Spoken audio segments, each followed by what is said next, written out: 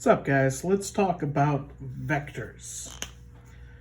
So you learned about vectors in physics back in the day.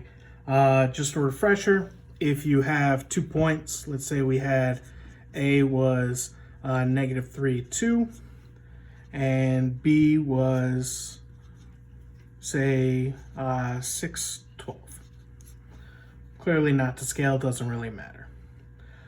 With those 2 points, there is just one segment that connects them, but there's 2 different ways to get to complete this. If you went from A to B in that direction, you would have vector AB, and our notation for a vector, it's like the ray symbol, but just the top half of it. And to get that, you're going to the right 9, and you are going up 10. So this would be the component form of that vector. Another way you could do with A and B is you could go the other direction. So going from B to A, going that way, that would be vector BA. And instead of going right 9, you are going left 9. And instead of going up 10, you are going down 10. So that's a component form of that one. So I hope you guys remember that. Cool. Some more refresher. Let's say we had 2 vectors, and these are going to be the 2 vectors I'm going to work with pretty much this entire video, are V, and our general vector is going to be V1, V2, and W, and our general vector is W1, W2. Normally, if you just have one letter representing it, it would be a bolded letter, but with the markers, it's not very easy to show bolded. I guess I could do that or do that, but that's a pain in the butt, so I'm not going to do that every single time.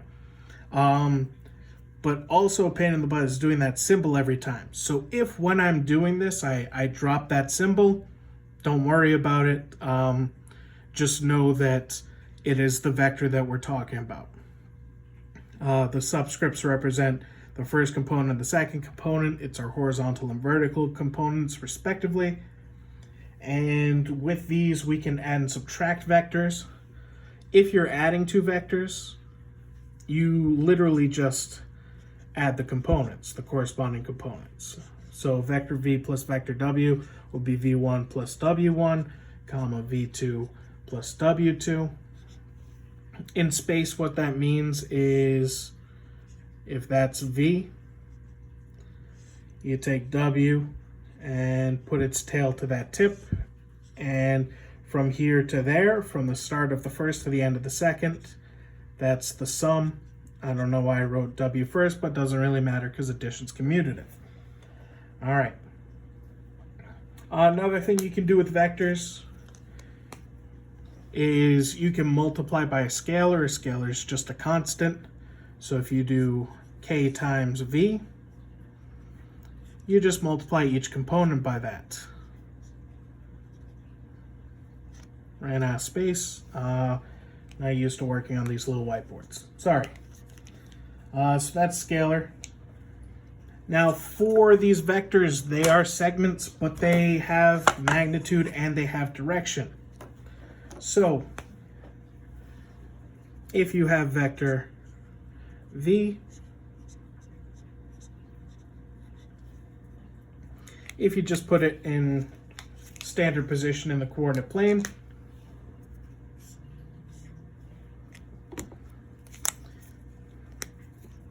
it would just be like this. So it has magnitude, it has a distance, and it has a direction, and that point would be V1, V2. So to find the distance, it's literally just the Pythagorean theorem or the distance formula, which is just the Pythagorean theorem. And the distance is called the magnitude. The notation for magnitude of a vector, we use double braces. So the magnitude of vector V, it's double braces on either side. Basically 2 absolute value brackets. And it's just the distance formula, which in this case would be v1 minus 0 squared plus v2 minus 0 squared. So that's the magnitude of the vector. Now for the angle of the vector, it's the standard position angle, if we recall that from trigonometry. So essentially we could make this triangle. This would be v2, that would be v1. So v2 is opposite theta, v1 is adjacent to theta. So tangent of theta equals v2 over v1. So our reference angle, because it could be in different quadrants, is the absolute value of tangent inverse of v2 over v1. And then you use that reference angle to find your actual angle of direction, which will be the standard position angle based on what quadrant it's in. All right.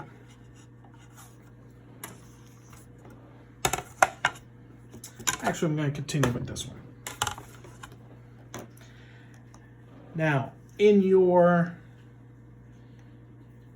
vector, well, not in your vector, with your vector, there's an infinite number of vectors that are going that same direction. Of those infinite number of vectors, there's infinite different lengths, and one of those lengths is the one that is 1 unit long. That is called our unit vector.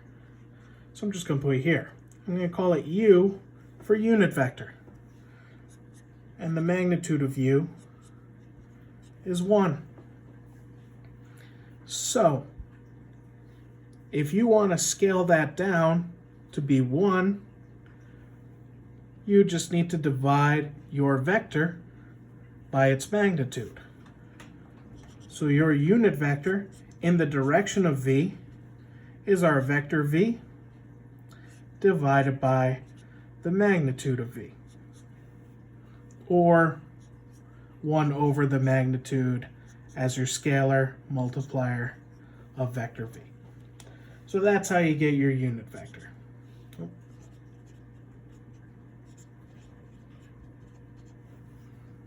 All right, now we'll try the next slide.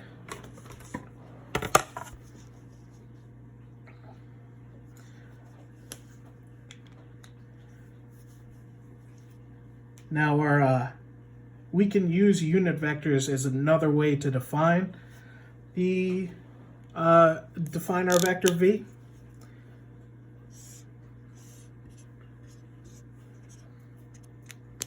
We have two standard unit vectors. There is the standard horizontal unit vector, that is 1 to the right and 0 up. And then we have the standard vertical unit vector, that is 0 to the right, 1 up. This one is called I.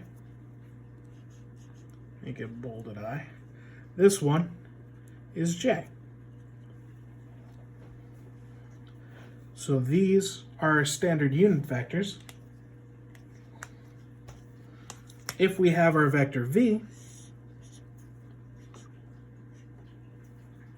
which is v1, v2,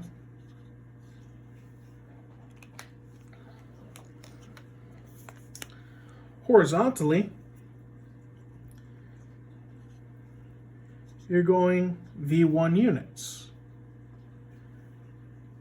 So if you went v1 units times this 1 unit, that would give you this vector. So we have a horizontal component vector of v1 I.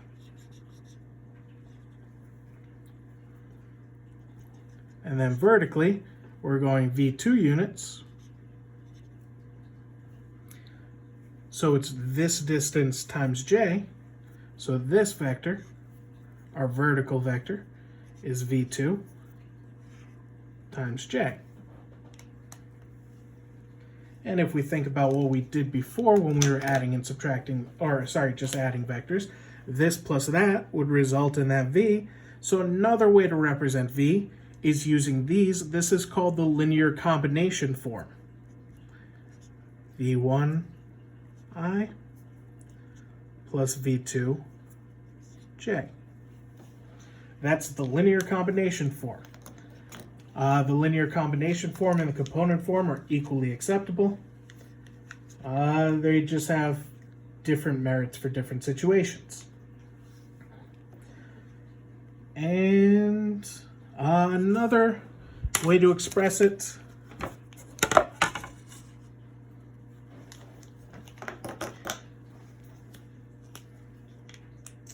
is using the magnitude and the distance if you have your vector.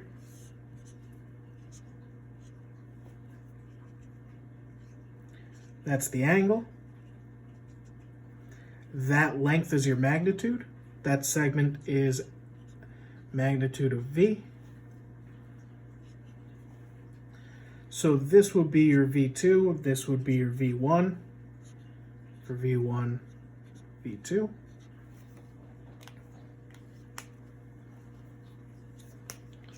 And we can use trig to define these.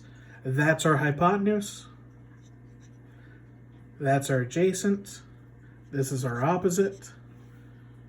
So the sine of theta equals the opposite over the hypotenuse. So that means v2 equals the hypotenuse times the sine.